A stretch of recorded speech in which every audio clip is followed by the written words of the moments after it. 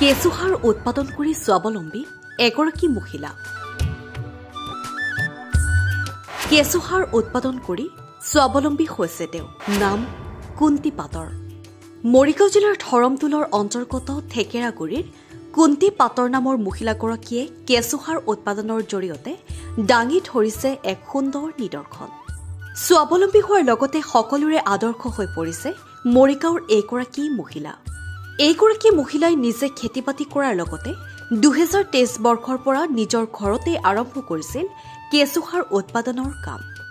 2023 বৰ্ষত এটা কেঁচুসাৰ টেংকি প্ৰস্তুত কৰি মাত্ৰ 2000 টকা খৰচ কৰিছিল কুন্তি পাটৰে আৰু বৰ্তমান 7টা টেংকিত প্ৰস্তুত কৰি আছে কেঁচুসাৰ।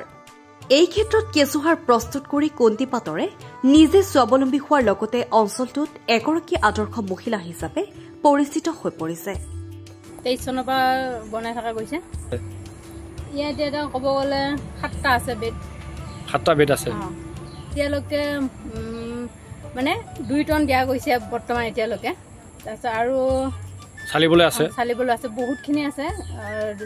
2 টনটো চাপিব এতিয়া বৰ্তমান চালিবলগীয়া। প্ৰথম আপোনাৰ এই কেঁচুসাৰ প্ৰডাকশ্যন আৰম্ভণি কৰোঁতে কিমান টকা আপুনি ইনভেষ্ট কৰিছিলে ইয়াতে? 1000 টকা ইনভেষ্ট কৰিছিলোঁ আৰু কেঁচুটো আনিছিলোঁ মই মহাবাহু এগ্ৰো ফাৰ্মৰ প্ৰতিষ্ঠা কোম্পানীৰ পৰা আনিছিলোঁ।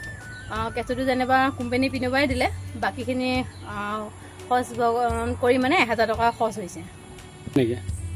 বৰ্তমান এতিয়া কেঁচু বিক্ৰী কৰা নাই, বিক্ৰী কৰিব লগা আছে বাৰু, মানে বিক্ৰী কৰা হোৱা নাই। কিমান টকা মানে এতিয়ালৈকে ইনকাম কৰিলে আপুনি? 10-12 হাজাৰ মান হৈছে বিক্ৰী কৰা, মানে খুচুৰা বিক্ৰী কৰা যায় ন, আৰু বিক্ৰী কৰিবলৈ আছে। মৰিগাঁৱৰ পৰা মানস নাথৰ ৰিপৰ্ট, অংকুৰিত অসম।